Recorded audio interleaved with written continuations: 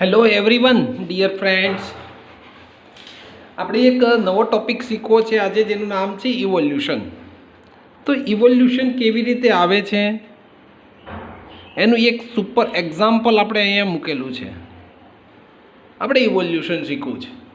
તો ઇવોલ્યુશનમાં આપણી ટેક્સ્ટબુકની અંદર 3 એક્ઝામ્પલ આપેલા છે ક્રો બીટલ્સ માટેના. આપણે એક્ઝામ્પલ જોઈએ. પહેલું એક્ઝામ્પલને ધ્યાનથી જોઈએ. આ બુશિશ છે. બુશિશ એટલે મોટી બધી ભમરાઓની, એટલે બીટલ્સની કેટલી બધી પોપ્યુલેશન છે. એમાં તમે જોઈ શકો છો બીટલની પોપ્યુલેશન મોટા ભાગે જુઓ તો પહેલા કેસની અંદર બીટલની પોપ્યુલેશન બધી જ રેડ કલરની છે. તો આ રેડ કલરની પોપ્યુલેશનમાં ઓટોમેટિકલી એક ગ્રીન કલરનું વેરિએશન આવીને એક બીટલ્સ ગ્રીન કલરનું બને છે. જો અહીંયા એક ધ્યાન રાખવાનું છે, વેરિએશનને લીધે ગ્રીન કલર્સ એનામાં આવે છે. હવે crow can only see the green beetles, એટલે ગ્રીન બીટલ્સની પોપ્યુલેશન થોડી વધે છે સેકન્ડ જનરેશન, થર્ડ જનરેશનમાં. અને પછી crow only can see the green red beetles in the bushes of the green.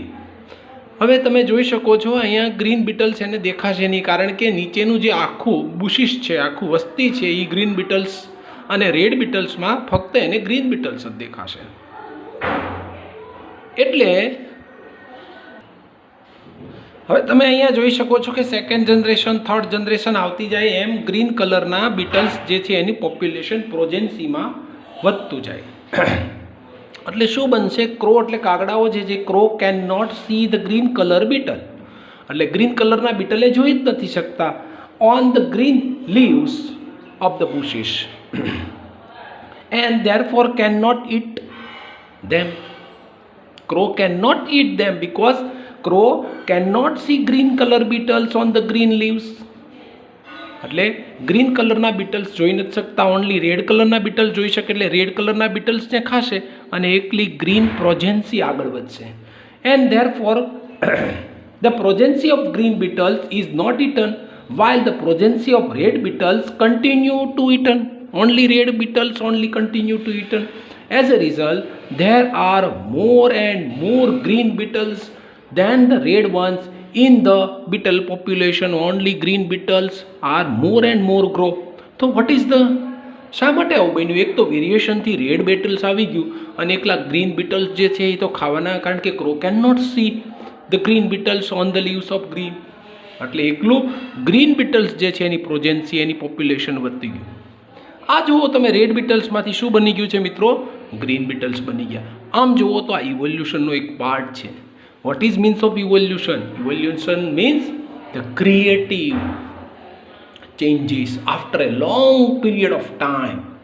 ઘણા બધા દિવસો પછી, long period of time, 5, 10, 15, 20 generation પછી જે ચેન્જીસ આવે છે એ ચેન્જીસને કહેવાય ઇવોલ્યુશન. તો જો આ રેડ બીટલ્સ હતા એની બદલે કયા બની ગયા? After long period of time green Beatles બની ગયા. That means that is called evolution. પણ અહીંયા ઇવોલ્યુશન થયું છે, શેના કારણે થયું છે? In this case there are the interesting difference too much in the two situation. In the first case, આ કેસની અંદર શું થયું? Variation become common because it gave a survival advantage. એના સર્વાઈવલ માટે આખું એડવાન્ટેજ થયું. સર્વાઈવ એટલે પોતાને સર્વાઈવ કરવા માટે. જુઓ તમે, ગ્રીન બીટલ્સ જે છે એ પોતે સર્વાઈવ થયા છે. એટલે અહીંયા કહેવું હોય તો હું એમ કહીશ કે સર્વાઈવલ એડવાન્ટેજ એને કારણે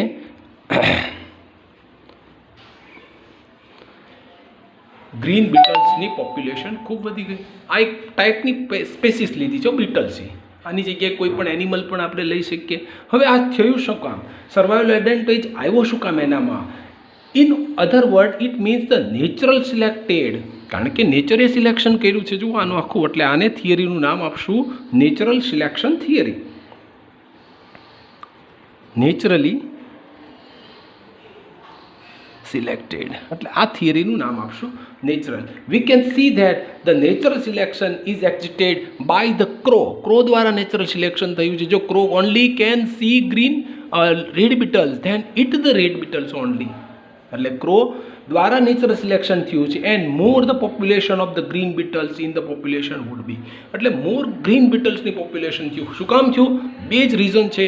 એક natural selection by the crow and survival advantage, પોતાને સર્વાઈવ કરવા માટેનો એડવાન્ટેજ છે, એટલા માટે ઇવોલ્યુશન થયું છે. એટલે બે વર્ડ્સ આ ફર્સ્ટ કેસમાં યાદ રાખવાના છે મિત્રો.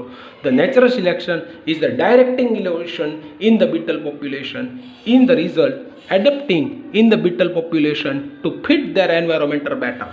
અને એન્વાયરમેન્ટ બેટર કરવા માટે એણે પોપ્યુલેશન કર્યું છે. એટલે અહીંયા નેચરલ સિલેક્શન આ ઇવોલ્યુશનનું ડાયરેક્શન આપે છે ફર્સ્ટ કેસમાં. કારણ કે crow only see the red beetles in the green leaves on the green leaves. એટલે ઓનલી સી થાય છે એટલે હિટન થાય છે રેડ બીટલ્સ. ધીમે ધીમે ધીમે ધીમે એનું આખું પોપ્યુલેશન ઘટતું જાય છે અને જે રિડ્યુસ થાય છે એનું પોપ્યુલેશન અને ગ્રીન બીટલ્સનું પોપ્યુલેશન વધે છે અને એને કારણે રેડ બીટલ્સમાંથી ગ્રીન બીટલ્સ આપણને બને છે. એના મેઇન બે રીઝન છે, એક નેચરલ સિલેક્શન છે અને survival advantage of the Beatles છે. હવે સેકન્ડ કેસ જોઈએ. In the second case evolution also અકર in this case only. Yes, કેવી રીતે? પાછા જુઓ, અહીંયા તમે રેડ બીટલ્સ છે પોપ્યુલેશન. હવે એમાં પાછું વેરિએશનથી એક બ્લુ કલરનું બીટલ્સ આવી જાય છે. જો વેરિએશનથી બ્લુ કલરનું બીટલ આવે સેકન્ડ કેસમાં, the colour changes gave no survival advantage instead of them. અહીંયા કલર ચેન્જીસ એના માટે સર્વાઇવલ એડવાન્ટેજ નથી. જ્યારે સામે કલર ચેન્જીસ હતો ને એ સર્વાઇવલ એડવાન્ટેજ હતો. કેમ? કારણ કે રેડમાંથી ગ્રીન કલર તો એને સર્વાઈવ કરી જો આખી પોપ્યુલેશનને. હવે અહીંયા જુઓ, રેડ કલરમાંથી બ્લુ કલરનું એક બીટલ્સ જે છે એનું વેરિએશનથી એક બ્લુ કલરનું બીટલ્સ બને છે. તો ધીમે ધીમે બ્લુ કલરના બીટલ્સની પોપ્યુલેશન વધે છે સેકન્ડ, ફર્સ્ટ, થર્ડ, ફોર્થ જનરેશનમાં. જેવો એક એલિફન્ટ એક્સિડન્ટલી આવે છે અને એલિફન્ટનો પગ પડે છે અને ઓનલી રેડ કલરના બીટલ્સ બધા જ નાશ પામે છે. જો અહીંયા તમે જોશો તો અહીંયા એક વાત બહુ સમજવા જેવી છે કે અહીંયા એક્સિડન્ટલી કામ થાય છે મિત્રો. જુઓ, કારણ કે એક elephant would not have a cause such major house in the beetle population. અહીં એક્સિડન્ટ થાય છે મિત્રો, અહીં એક્સિડન્ટલી સર્વાઇવલ થાય છે. એક્સિડન્ટલી એક એલિફન્ટ આવે છે અને એક પગ મૂકે છે આખા બીટલ્સને આ પોપ્યુલેશનમાં અને ખાલી રેડ કલરના બીટલ્સ બધા મરી જાય છે. જો અહીંયા એક્સિડન્ટલી છે આપણને એમ થાય કે યસ, પણ અહીંયા જો બ્લુ કલરના બીટલ ઓલ્સો સર્વાઈવ. પણ અહીંયા સર્વાઇવલ એડવાન્ટેજ છે એના માટે ડ્યુ ટુ ધ એક્સિડન્ટલી, જ્યારે ફર્સ્ટ કેસમાં due to the natural selection. ચાલો હવે જોઈએ આગળ સેકન્ડ કેસમાં શું થાય છે. It was the simply matter accident survival of the beetles, of the color, of the changes, of the common characters of the resultant population. The elephant would not have caused such the major hoax in the beetle population if the beetle population had been very large. So the accident is a small population can change the frequency of the same genes in a population. એટલે અહીંયા તમે જુઓ accidentally થાય છે એટલે blue કલરના બીટલનું survive થઈ અને રેડ કલરમાંથી બ્લુ કલરના બીટલ્સ બને છે. અહીંયા નેચરલ સિલેક્શન નથી મિત્રો, કે કોઈ ક્રો નથી કંઈ કામ કરતો, કે અહીંયા એનું કલર એડવાન્ટેજ નથી, પણ અહીંયા સર્વાઇવલ એડવાન્ટેજ થાય છે due to the accidental survival બને છે. એટલે હું લખીશ એક્સિડન્ટલ સર્વાઇવલ બને છે. અને આના માટે શું કામ કરે છે? આના માટે જીનેટિક ડિફ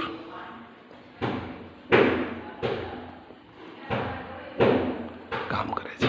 જ્યારે ફર્સ્ટ કેસમાં શું હતું મિત્રો, નેચરલ સિલેક્શન કામ કરતું હતું અને ત્યાં એક્સિડેન્ટલ સર્વાઇવલ નહોતું, ત્યાં સર્વાઇવલ એડવાન્ટેજ હતું. જ્યારે જીનેટિકલ ડ્રિફ્ટ કામ કરે છે અને એક્સિડેન્ટલ સર્વાઇવલ બને છે. અહીંયા જીન્સ કામ કરે છે મિત્રો.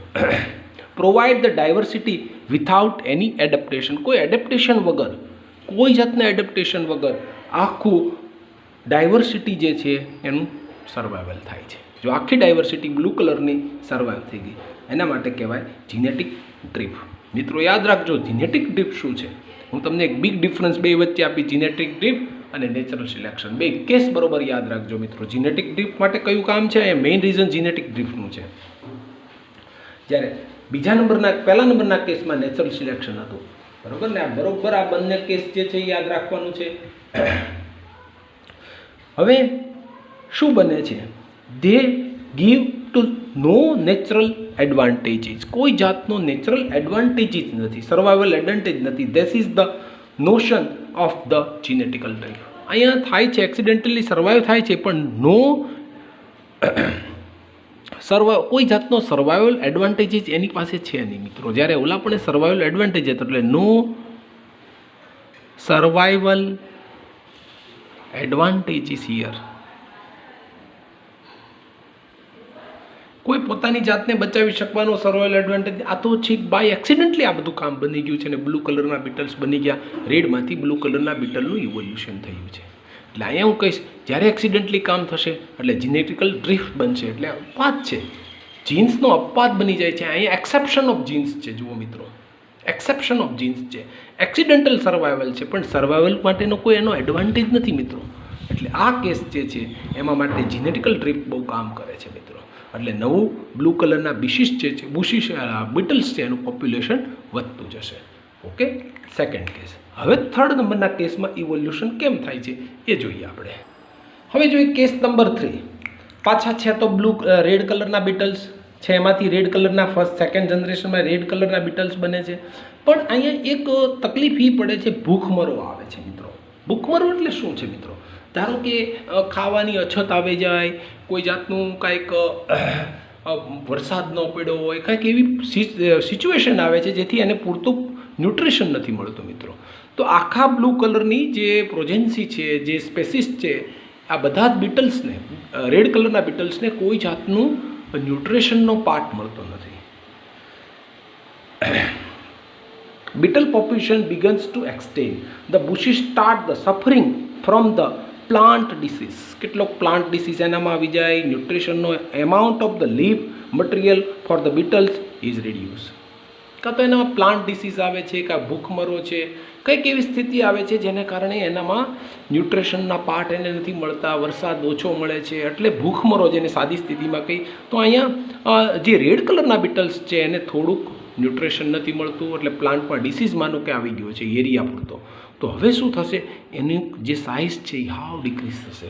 હજી day by day size decrease થશે, હજી ડે બાય ડે ડિક્રીઝ થશે. પણ માનો લો કે એને કોઈક દવાની શોધ થઈ ગઈ અને વરસાદ આવવા માંડ્યો, બધું ન્યુટ્રિશન પાર્ટ એને મળવા માંડ્યું, તો આ પાછા બીટલ્સ છે ને એ બીટલ્સ પાછા હતા એવા બની જશે. યસ, બની જશે. જો અહીંયા જે એની સાઇઝ ડિક્રીઝ થઈ છે મિત્રો, એ ડિક્રીઝ ધ સાઇઝ છે ને એ એના માટે જીન્સ સાથે લેવા દેવા નથી મિત્રો. એટલા માટે જો રેડ કલરના બુશીસ હતા, બીટલ્સ હતા, તો આફ્ટર ઓલ ઓલ્સો રેડ કલરના બીટલ્સ જ મળશે. સાઇઝ ભલે વચ્ચે ડિક્રીઝ થઈ છે, આફ્ટર ઓલ તો પાછી ઇન્ક્રીઝ સાઇઝ થઈ જશે. કોઈ એની હાવ કન્ડિશનમાં પાછી સાઇઝ ઇન્ક્રીઝ થઈ જશે. એટલે અહીંયા ઇવોલ્યુશન થશે નહીં મિત્રો. જુઓ ધ્યાનથી, ઇવોલ્યુશન નથી થયું. જો રેડ કલરમાંથી રેડ કલર જ બન્યા છે, કોઈ જાતનું એવું, બસ સાઇઝ થોડીક વધી છે મિત્રો. હું તમને એક બીજો એક્ઝામ્પલ આપું.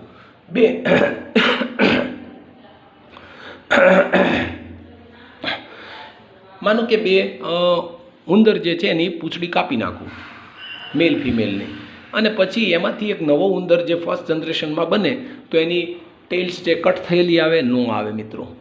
તો આ જે કટ ટેલ્સ છે it is not a inherited characters. Okay, બીજી વાત કરું. ધારો કે કોઈના પિતાને સારું ગિટાર બજાવતા આવડતું હોય તો એના પુત્રને પણ સારું ગિટાર બજાવતા આવડતું હોય એવું માની લેવાય નહીં મિત્રો. આ જે કેરેક્ટર છે ને એ જીન્સ સાથે કોરિલેટ નથી. તો અહીંયા જો કેરેક્ટર છે એ જીન્સ સાથે એના કોરિલેશનમાં નથી. એટલા માટે હું કહી શકું કે અહીંયા જે ઇવોલ્યુશન થતું જ નથી મિત્રો. જો due to the DNA, due to the genes. તો અહીંયા શું થાય છે એકચ્યુઅલમાં, the amount of leaf material for the beetle is reduce. The beetle are the poorly nourished. As a result, the average weight of the adult beetle decreased from what used to the when the leaves were the plentiful. એટલે એનું weight છે એ decrease થાય, but there is a no genetic changes. There is a weight decrease થયું મિત્રો. Weight એનું decrease થયું, but there is a no genes, no genetic change. કાંઈ weight decrease થાય છે, જીનેટિકલ ચેન્જીસ નથી મિત્રો. યાદ રાખજો આ વસ્તુ.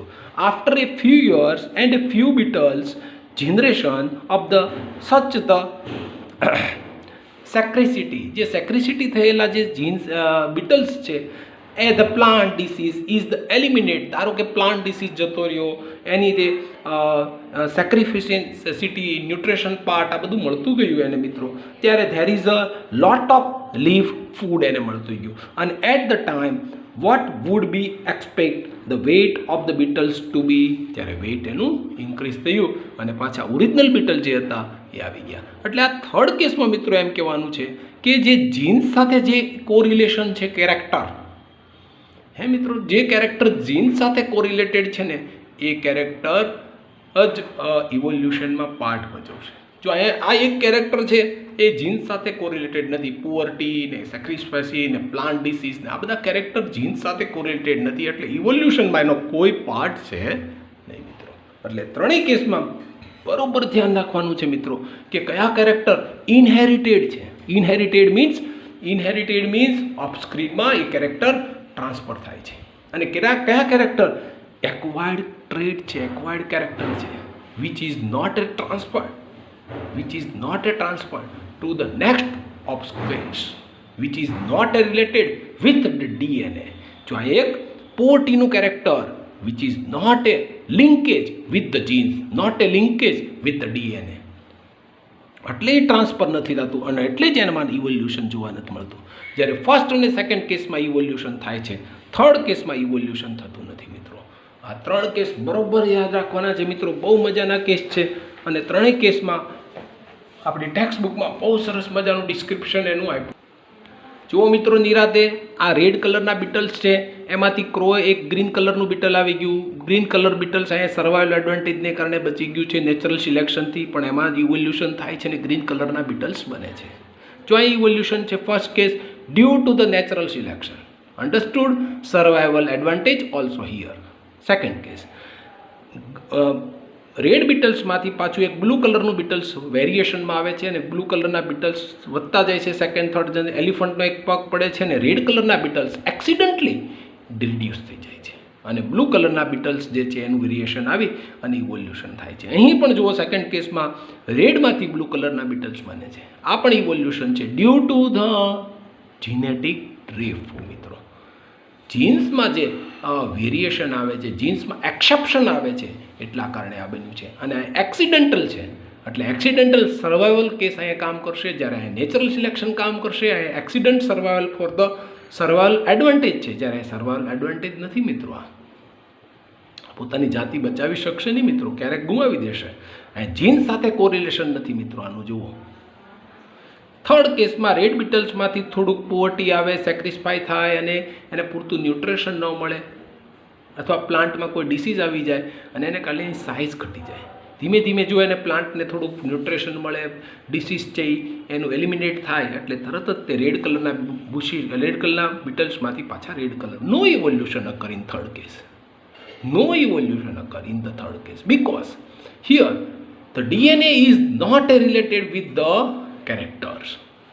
Therefore, this two case is the inherited characters and this third one case is the acquired trait,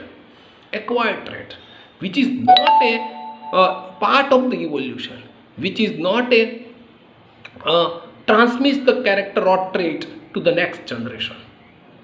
Okay dear friends, so what is the difference between acquired traits and inherited traits? Here two case evolution occur, in this third case evolution no occur. હવે જો મિત્રો અહીંયા acquired traits અને ઇનહેરિટેડ traits વચ્ચે શું difference છે? આપણે અત્યાર સુધી જોઈએ કે આ બંને કેરેક્ટર એના માટે એક્વાયર્ડ ટ્રેટ. તો એક્વાયર્ડ ટ્રેટ એટલે કેરેક્ટર મિત્રો યાદ રાખજો, આ નવો વર્ડ છે. ટ્રેટ એટલે character. This develop as a remain on the environment. જે એન્વાયરમેન્ટલ ચેન્જ છે એના માટે એનું રિએક્શન છે એટલે એનામાં ડેવલપ થાય છે. માનો કે લો કે આપણે આજુબાજુ ભૂખમરો છે અને એને કારણે ભૂખમરાને કારણે એની જે આખું સાઇઝ છે બીટલ્સની એ ઘટી ગઈ. તો શું થયું? એન્વાયરમેન્ટલ ચેન્જીસ થયું, એને એક્વાયર્ડ ટ્રેટ કહેવાય. પણ અહીંયા શું થશે? ચેન્જીસ ઇન ડીએનએમાં ચેન્જ થશે. ધારો કે સ્કિન કલર, આઈ કલર, આ ડીએનએમાં ચેન્જીસ છે, એટલે એ ચેન્જીસ છે એટલે નેક્સ્ટ જનરેશનમાં આવશે. ઇનહેરિટેડ ટ્રેડ હશે એ બધા નેક્સ્ટ જનરેશનમાં આવશે. Changes occur in the non gametic somatic cell છે, તો આ changes occur non gametic cell છે એટલે ગેમેટ સેલ સાથે એનો કોઈ ચેન્જીસ નથી મિત્રો. જ્યારે અહીંયા અકર in the jeans of the gamete સેલમાં ચેન્જીસ આવે છે એટલા માટે આ બને છે. હવે અહીંયા ધ્યાનથી જુઓ સેકન્ડ થર્ડ નંબરનું કે changes occur non gametic somatic cell, એટલે જે સેક્સ સેલ છે એમાં કોઈ જાતનો ચેન્જીસ એટલે નોન છે નથી થતો, પણ ચેન્જીસ અકર ઇન જીન્સ અને ગેમેટ્સ અને જીન્સ સાથે ચેન્જીસ થાય છે મિત્રો. બીજું એક્ઝામ્પલ જુઓ તો અહીંયા cut of tail of the rat અને એક્સપર્ટાઇઝેશન ઇન ગેમ્સ હોય. ધારો કે કોઈ પ્લેયર છે તો પ્લેયર MS ધોની છે તો એનો છોકરો કે MS ધોની જેવું ન રમી શકે, એનું જેવું બેટિંગ ન કરી શકે. સચિન તેંડુલકરનો પુત્ર અર્જુન એની જેવું બેટિંગ ન કરી શકે મિત્રો. તો આ શું છે? એક્વાયર્ડ ટ્રેડ છે. Cut of tail of rat, તો એની નેક્સ્ટ જનરેશનમાં કટ ઓફ ટેલવાળા રેટ ન હોય. તો આ ઇનહેરિટેડ ટ્રેડ છે because it is not related with the DNA. જ્યારે સ્કિન કલર છે, આઈ કલર છે, પછી આપણા જોસ છે, એની સાઇઝ છે, આ બધું જ આપણા પેરેન્ટ્સમાંથી ઓફસ્ક્રીન સુધી આવે છે મિત્રો. એટલા માટે આને ઇનહેરિટેડ ટ્રેડ કહેવાય. બીજું એક અહીં બહુ ઇમ્પોર્ટન્ટ કેરેક્ટરિસ્ટિક્સ છે કે કેરેક્ટરિસ્ટિસાઇઝ આર નોટ ઇનહેરિટેડ, એટલે કેટલાક કેરેક્ટર છે એ ઇનહેરિટેડ ઓફસ્ક્રીનમાં નથી થતા પેરેન્ટ્સમાંથી. જ્યારે કેટલાક કેરેક્ટર જે છે inherited in the subsequent generation, next જનરેશનમાં કેટલાક કેરેક્ટર આવે છે મિત્રો. એટલે નેક્સ્ટ જનરેશનમાં આવી તેને કેટલાક થર્ડ જનરેશનમાં આવે. યાદ કરો, જો પી પ્લાન્ટ છે એ પાયસમ સેટિવમ એનું સાયન્ટિફિક નેમ છે, એમાં 2 ટોલ પ્લાન્ટ હતો મિત્રો. તો સેકન્ડ જનરેશન થર્ડ જનરેશન જુઓ તો થર્ડ જનરેશનમાં શોર્ટ પ્લાન્ટ આવ્યા છે. તો આવું સેકન્ડ થર્ડ જનરેશનમાં પણ જુઓ. પણ ઇનહેરિટેડ કેરેક્ટર્સ માટેનું એક ઇમ્પોર્ટન્ટ જો કોઈ હોય તો it is only changes in DNA સાથે એનો રિલેશન છે. જ્યારે અહીંયા એક્વાયર્ડ ટ્રેટ જે છે એનું રિલેશન ડીએનએ સાથે નથી મિત્રો. બસ આટલો એક નાનો ડિફરન્સ બરોબર યાદ કરીએ. Acquired traits it's not a subsequent next generation, and inherited traits or character transfer the subsequent next generation. બસ આ નાના ચેન્જીસ યાદ રાખો મિત્રો. તો એક્વાયર્ડ ટ્રેટ અને ઇનહેરિટેડ ટ્રેટ માટેનો બહુ ઇમ્પોર્ટન્ટ ડિફરન્સ અહીંયા તમને મળી જશે. ડિયર ફ્રેન્ડ્સ, હવે એક નવો ક્વેશ્ચન છે. Explain the process of origin of life has given by different scientist. કે જે જુદા જુદા ડિફરન્ટ સાયન્ટિસ્ટ છે એના મતે લાઈફનું ઓરિજિન કેવી રીતે થયું છે મિત્રો. આ તો બહુ વિકટ ક્વેશ્ચન છે, કોઈને ખબર નથી આનો, કોઈનું પાસે આનું સોલ્યુશન પણ નથી. એટલે અહીંયા આપણને ઇવોલ્યુશન તો થયું છે મિત્રો, પણ લાઈફનું ઓરિજિન ઓફ લાઈફ ક્યાંથી છે? આમ જોઈએ તો કહું તો ફર્સ્ટ ઓર્ગેનિઝમ કયો છે અને કેવી રીતે અર્થ ઉપર તેનું ઇવોલ્વ થયો છે, એના માટે કેટલાક સાયન્ટિસ્ટોએ થિયરી આપી છે. એના મેઇન 3 સાયન્ટિસ્ટની થિયરી અહીંયા મૂકેલી છે. શું છે? પહેલું ડાર્વિન થિયરી. બહુ મોજાનો અને બહુ મોટો સાયન્ટિસ્ટ છે મિત્રો. આમ તો મેં તમને ત્યારે કીધું હતું he is the father of the genetics છે. Mendel is the father of genetics છે અને આ ડાર્વિન છે ને એ ઇવોલ્યુશનનો ફાધર છે મિત્રો. શું છે ડાર્વિન? ડાર્વિને એક થિયરી આપી છે જે બહુ પોપ્યુલર થઈ છે after all so many times, natural selection theory.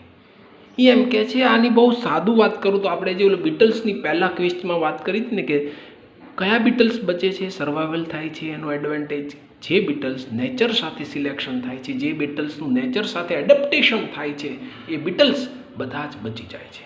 આની પહેલાં પણ એક બેક્ટેરિયાના એક્ઝામ્પલમાં આપણે વાત કરી હતી કે એક ડિસીઝ લાગે છે બેક્ટેરિયાને, પણ અમુક બેક્ટેરિયા ડિસીઝ સામે ફાઇટ કરે છે, એન્ટી ડિસીઝ છે એની પાસે, એટલે બેક્ટેરિયા સર્વાઈવ થાય છે. એટલે એ નેચર સાથે સિલેક્ટ થાય છે, એટલે નેચર સિલેક્ટ થાય એને જ અર્થ છે એ બચાવે છે, એને સર્વાઈવ કરે છે, એ સ્પેસીસ આગળ વધે છે. એટલે એને કહેશું નેચરલ સિલેક્શન થિયરી. ડાર્વિને આપેલી આ થિયરી છે. શું છે થિયરીમાં? લાઈફ ઇવોલ્વડ ફ્રોમ, એણે શું કીધું? લાઈફ ક્યાંથી બની છે મિત્રો? As per the Darwin theory 1809 to 1888માં. બહુ જૂનો સાયન્ટિસ્ટ છે મિત્રો. થોડીક એના વિશે વાત કરી દો, તમને ખબર જ હોવી જોઈએ. આ સાયન્ટિસ્ટને બહુ મજાનો સાયન્ટિસ્ટ છે. 22 યર્સની એજ હતી ત્યારે એ સમુદ્રમાં યાત્રા કરવા નીકળી ગયો છે અને 5 વર્ષમાં તેઓ દક્ષિણ અમેરિકા અને વિવિધ પ્રકારના જે બેટ છે, ટાપુઓ છે, ત્યાં યાત્રા કરી. અને એનો મેઇન પર્પસ શું હતો તો કે અર્થ ઉપર જે ડિફરન્ટ ટાઈપની ડાયવર્સિટી છે એનું એને નોલેજ મેળવવું છે. કે કેમ બધા પાસે ડાયવર્સિટી જુદી જુદી છે. બીજું, તેઓ આ યાત્રા દરમિયાન જે બાયોડાયવર્સિટી જે છે એના ઉપર મેઇન ફોકસ કરીને કામ કરવા માગતા હતા. અને ઇંગ્લેન્ડે પાછા આવ્યા, જ્યારે ઇંગ્લેન્ડમાં પાછા આવ્યા યાત્રા કરીને, અને તેઓ ઘર પર રહ્યા અને તેમણે અનેક એક્સપેરિમેન્ટ કર્યા મિત્રો, અને કેટલું બધું નેચર જે છે એની સિલેક્શન કર્યું. આમ જુઓ તો એ પ્રકૃતિવિદ હતા મિત્રો, પ્રકૃતિ શાસ્ત્રી હતા, એને નેચર બહુ ગમતું હતું મિત્રો. એટલે મેન્ડલના કેટલાક એક્સપેરિમેન્ટ જે છે એમાં પણ એનું કેટલું કોન્ટ્રીબ્યુશન છે મિત્રો. એટલે મેન્ડલના એક્સપેરિમેન્ટનો એને થોડોક લાભ મળ્યો અને પાછળથી તેઓ કેટલા બધા કાર્યોના વિષયમાં અને તેઓ નિષ્ણાત બન્યા, એક્સપર્ટ બન્યા અને બાયોડાયવર્સિટીમાં ખૂબ કામ કર્યું. અને સાથે સાથે એણે study of earthworm in soil fertility, જે અળસિયાની ખેતી થાય છે એમાં પણ એણે ઘણું કામ કર્યું. કેટલા બધા જીવો, કેટલા બધા ઓર્ગેનિઝમનો એણે સ્ટડી કર્યો મિત્રો. અને એણે આફ્ટર ઓલ એક લાઇનમાં થિયરી આપી, life is evolve from the simple to more complex form. સિમ્પલમાંથી મોર કોમ્પ્લેક્સ ફોર્મમાં લાઈફ જે છે એ બની. એમ કહીએ તો સિમ્પલ ઓર્ગેનિઝમ કયું છે? અમીબા. અમીબામાંથી આપણા જેવા હ્યુમન કોમ્પ્લેક્સ બોડી બની છે એવું કહેવા માગે છે. પણ એની થિયરીમાં એક ડ્રોબેક હતો. He could not explain about how life began on earth. કેવી રીતે લાઈફ છે એ ઉત્પન્ન થઈ એ can not explain, could not explain about theory. આ એનો ડ્રોબેક છે મિત્રો. બીજું એનો એક ડ્રોબેક છે મિત્રો કે how heredity is comes from the parent to offspring. Yes, પણ could not explain the how it origin. કેવી રીતે બને છે, કેવી રીતે વેરિએશન આવે છે તે કહી શક્યા નહીં મિત્રો. ઇવોલ્યુશન માટે ઘણી વાત કરી. ઇવોલ્યુશન થાય છે એટલે કે તે સિમ્પલમાંથી કોમ્પ્લેક્સ, પણ how evolution occur he could not explain. How variation will be occur he could not explain. Variation કેવી રીતે આવે છે હી કુડ નોટ એક્સપ્લેન. એટલે આ થિયરીનો ડ્રોબેક હતો મિત્રો. પણ એને બહુ સરસ થિયરી આપી, life evolve from simple to more complex form. સિમ્પલમાંથી મોર કોમ્પ્લેક્સ ફોર્મમાં લાઈફ જાય છે એવું ડાર્વિને કીધું. પછી એક બીજો સાયન્ટિસ્ટ આવ્યો, JBS હાલ્ડેન. આ બહુ મજાનો અને બહુ ડાર્વિનના સિદ્ધાંતને આધારે સમજાવીને પૃથ્વીની ઉત્પત્તિ થઈ છે. પણ એની પછી JBS હાલ્ડેન એણે ટ્રાય કરી કે life, how origin of life of the organism કેવી રીતે થાય છે, લાઈફનું ઓરિજિન કેવી રીતે થયું છે મિત્રો, એના વિશે એણે થિયરી આપી. Life must have develop from, પાછું એણે જ વાત કરી, સિમ્પલ ઇનઓર્ગેનિક મોલિક્યુલ્સમાંથી થાય છે એમ કહે છે. શેમાંથી થાય છે? Simple inorganic molecules on the અર્થ ઉપર સૌથી પહેલાં ઇનઓર્ગેનિક મોલિક્યુલ્સ હતા એમ કહે છે. હવે શું બન્યું છે? Which were present the primitive અર્થ. સૌથી પહેલાં જે અર્થ હતી એની ઉપર જે ઇનઓર્ગેનિક મોલિક્યુલ્સ હતા એમાંથી લાઈફનું ઓરિજિન થયું છે. શું થયું હશે? તો કે સિમ્પલ ઇનઓર્ગેનિક મોલિક્યુલ્સમાંથી શું બન્યું? કન્ડિશન એવી બની, એવી કન્ડિશન આવી ગઈ મિત્રો કે અર્થ ઉપર rise to more complex organic molecule. સિમ્પલમાંથી શું બની ગયું? મોર કોમ્પ્લેક્સ ઓર્ગેનિક મોલિક્યુલ બની ગયા, કારણ કે એવી condition on the earth rises થઈ. એટલે સિમ્પલ ઇનઓર્ગેનિક મોલિક્યુલ્સમાંથી કોમ્પ્લેક્સ ઓર્ગેનિક મોલિક્યુલ્સ બની ગયા. શું બની ગયું મિત્રો? સિમ્પલ ઓર્ગેનિક મોલિક્યુલ્સમાંથી કોમ્પ્લેક્સ ઓર્ગેનિક મોલિક્યુલ્સ બની ગયા છે મિત્રો. આવી રીતે લાઈફ જે છે એનું ઓરિજિન થયું છે. The primitive organism arise further by the chemical synthesis. Chemical synthesis, રાસાયણિક પ્રક્રિયાઓ થઈ હશે અને એમાંથી લાઈફ ઓરિજિન થઈ હશે. આવું એણે JBS હાલ્ડેને કહ્યું 1929માં. ફરીથી શું કહ્યું છે? Life must have the develop from the simple inorganic molecules which presence in the primitive earth. જ્યારે અર્થ હતું સૌથી પહેલાં એની ઉપર સિમ્પલ ઇનઓર્ગેનિક મોલિક્યુલ્સ હતા જ તે મિત્રો એમ કહે છે. અને એમાંથી કન્ડિશન એવી રાઇઝ થઈ જેને કારણે કોમ્પ્લેક્સ ઓર્ગેનિક મોલિક્યુલ્સ બની ગયા. અને તેથી primitive organisms arose further from the chemical changes. આમાંથી કેમિકલ ચેન્જીસ થયા અને એમાંથી લાઈફનું ઓરિજિન થયું. હવે વાત ત્યાં આવે છે આ જે કોમ્પ્લેક્સ ઓર્ગેનિક મોલિક્યુલ બન્યા છે મિત્રો, કેવા? કોણે કીધું છે? JBS હાલ્ડેને જે કીધું છે કે જે આ બીજા કોમ્પ્લેક્સ ઓર્ગેનિક મોલિક્યુલ બન્યા છે, ઉત્પન્ન થયા છે, એ કેવી રીતે ઉત્પન્ન થયા હશે? વાત ત્યાં આવે. આણે તો કહી દીધું શું, સિમ્પલ ઇનઓર્ગેનિક મોલિક્યુલ્સમાંથી કોમ્પ્લેક્સ ઓર્ગેનિક મોલિક્યુલ્સ બની ગયા. હવે વાત એમ આવે છે કે how it began, how it occur, how it origin the complex organic molecule. કેવી રીતે કોમ્પ્લેક્સ ઓર્ગેનિક મોલિક્યુલ બન્યા, ત્યાં એક પ્રશ્ન ઊભો થશે. કહી તો દીધું કન્ડિશન છે એટલા માટે, પણ હવે બીજો પ્રશ્ન જે છે એ અહીંયા પાછો હું લઉં છું. કયો? સિમ્પલ ઇનઓર્ગેનિક મોલિક્યુલ્સમાંથી કોમ્પ્લેક્સ ઓર્ગેનિક મોલિક્યુલ કેવી રીતે બન્યા છે.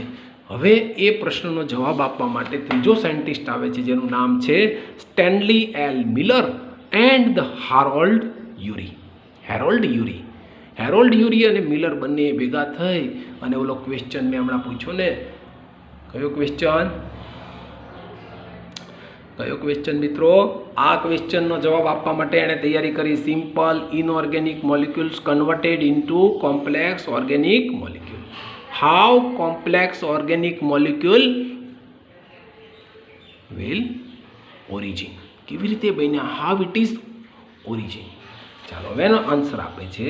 એ કહે છે the assemble primitive atmosphere was simulated. એણે એક પ્રયોગ કર્યો મિત્રો, બહુ મજાનો પ્રયોગ છે, જુઓ ધ્યાનથી. શું પ્રયોગ કર્યો એણે? સૌથી પહેલાં એટમોસ્ફિયર કેવું કર્યું, એક એક્સપેરિમેન્ટ માટે એણે લેબોરેટરીની અંદર ammonia, methane, hydrogen, water, vapour અને નો ઓક્સિજન નહીં, હાઇડ્રોજન સલ્ફાઇડ, આ બધું ભેગું કરી અને જે સૌથી પહેલાં અર્થ હતું પ્રિમેટિવ એટલે સૌથી પહેલાં જે ડાર્વિને કીધું એ વખતનું જે અર્થ હતું, સ્ટાર્ટિંગનું અર્થ, પ્રિમેટિવ અર્થ હતું, એવું એટમોસ્ફિયર ઊભું કર્યું લેબોરેટરીમાં. યાદ રાખજો બરાબર. શું કર્યું? આ બધા મિથેન ને બધા ગેસને ભેગા કર્યા, જે પ્રિમેટિવ અર્થમાં હતા એ એસેમ્બલ કર્યું એણે. પ્રિમેટિવ એટમોસ્ફિયર વોઝ ધ સિમ્યુલેટેડ. અર્થમાં જે એટમોસ્ફિયર હતું એ આખું એસેમ્બલ કર્યું ઘરે, એટલે લેબોરેટરીમાં. શું કર્યું? પછી આ બધાનું મિક્સચર કર્યું અને એટમોસ્ફિયર ક્રિએટ થયું. પછી એણે at just below 100 degree Celsius temperature અને 1 વીક માટે, after week electric sparks was pass. આ બે કન્ડિશન કરી આ મિક્સચરમાં, બે કન્ડિશન પાસ આઉટ કરી મિક્સચરમાં. પહેલાં તો એ પ્રિમેટિવ એટમોસ્ફિયર આખું એસેમ્બલ કરી અને આ મિક્સચર જે હતું એમાંથી 100 ડિગ્રી સેલ્સિયસ કરતાં જસ્ટ ઓછું 95 ડિગ્રી સેન્ટીગ્રેડ ટેમ્પરેચર રાખ્યું અને એમાંથી ઇલેક્ટ્રિક સ્પાર્ક એટલે વીજળી, લાઇટિંગ જે છે એ પાસ આઉટ કરી. એટલે 1 વીક સુધી રાખ્યું. આફ્ટર વીક શું બન્યું? 15% જે કાર્બન હતો, જે મિથેન હતો ને, મિથેનમાં 15% of carbon converted into the simple compounds like a amino acid. It is a unit of protein. તો શું થઈ ગયું? 15% જે કાર્બન હતો એ શેમાં કન્વર્ટ થઈ ગયો મિત્રો? સિમ્પલ કમ્પાઉન્ડ્સમાં કન્વર્ટ થઈ ગયો. આખો સિમ્પલ. તોય હજી આજ સુધી પણ આ જે વાત કરે છે ને મિલર અને યુરી, એણે શું કામ કર્યું છે મિત્રો? ફરીથી એનો પર્પસ શું હતો? જે ઓલું આ એટમોસ્ફિયર ક્રિએટ કર્યું છે ને કોમ્પ્લેક્સ ઓર્ગેનિક મોલિક્યુલનું, સિમ્પલમાંથી કોમ્પ્લેક્સ, એ organic molecule how it is occur, એણે આખો એક્સપેરિમેન્ટ કરી અને આખો એક્સપેરિમેન્ટથી એક્સપ્લેન કર્યું કે ઓર્ગેનિક મોલિક્યુલ્સ, જો ઓર્ગેનિક મોલિક્યુલ્સ આવી ગયા, amino acid is organic molecules, protein is organic molecules. તો ઓર્ગેનિક મોલિક્યુલ્સ કન્વર્ટ થયા હશે. શું થયું હશે એટલે કન્વર્ટ થયા હશે? આવી બે કન્ડિશન થઈ હશે. ઇલેક્ટ્રિક સ્પાર્ક એટલે લાઇટિંગ થયું હશે અને બિલો 100 ડિગ્રી સેલ્સિયસે this all carbon 15% of carbon molecule converted into complex organic molecules અને ધેન લાઈફ ઇઝ ઓરિજન. પણ હજી આ 3 સાયન્ટિસ્ટોએ કામ પૂરું કર્યું, પણ છતાં હજી લાઈફ ઓરિજન માટેનો કોઈ આપણી પાસે પરફેક્ટ આન્સર નથી મિત્રો. લાઈફ ઓરિજન માટે હજી કન્ફ્યુઝ છીએ આપણે, કારણ કે how life is origin, we can not say how life is origin. Okay dear friends, bye bye, have a nice day. Thank you very much.